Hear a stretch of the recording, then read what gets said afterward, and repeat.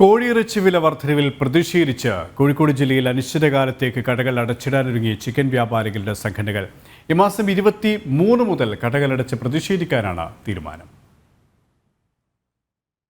കൃത്രിമക്ഷാമം സൃഷ്ടിച്ച് കോഴിയിറച്ചി വില വർദ്ധിപ്പിക്കാൻ നീക്കം നടക്കുന്നതായി വ്യാപാരികൾ നേരത്തെ ആരോപിച്ചിരുന്നു. കിലോയ്ക്ക് 150 രൂപയുണ്ടായിരുന്ന ചിക്കൻ ഇപ്പോൾ വില കുതിച്ച് 250 രൂപയിലാണ് എത്തിയിരിക്കുന്നത്. കോഴി കർഷകരും തമിഴ്നാട് കുത്തക കോഴി ഫാം അധികൃതരും ഒരു മാനദണ്ഡവും പാലിക്കാതെ കോഴിയില വർദ്ധിപ്പിക്കുന്നതായാണ് വ്യാപാരികൾ പറയുന്നത്. അധികാരികളുടെ ശ്രദ്ധയിൽപ്പെടുത്തിയിട്ടും പ്രശ്നപരിഹാരം ഉണ്ടാവുന്നതിനെ തുടർന്നാണ് കടകൾ അടച്ചിടാനുള്ള തീരുമാനത്തിലേക്ക് വ്യാപാരികൾ എത്തിയത്. അടുത്ത ചൊവ്വാഴ്ച മുതൽ കടകൾ അടയ്ക്കാൻ ഞങ്ങൾ നിർബന്ധിതരായിരിക്കുകയാണ്. അതിന് കാരണം ഞങ്ങൾ ഉപഭോക്താക്കളായിട്ട് നേരിട്ട് ബന്ധം പുലർത്തുന്നതാണ് കോഴിക്കോട്ടിലെ എല്ലാ ഭാഗത്തുള്ള ചില്ലറ കച്ചവടക്കാർ. സ്വാഭാവികമായിട്ടും ഞങ്ങൾക്ക് ഫാമുകാർ വില കൂട്ടിയതനുസരിച്ച് ഞങ്ങൾക്ക് വില കൂട്ടി വിൽക്കാൻ നിർബന്ധിതരാകുമ്പം 270 രൂപയാണ് ഇന്നത്തെ മാർക്കറ്റ് വില. അത് വളരെ വില കൂടുതലാണ് ഞങ്ങൾക്കറിയാം.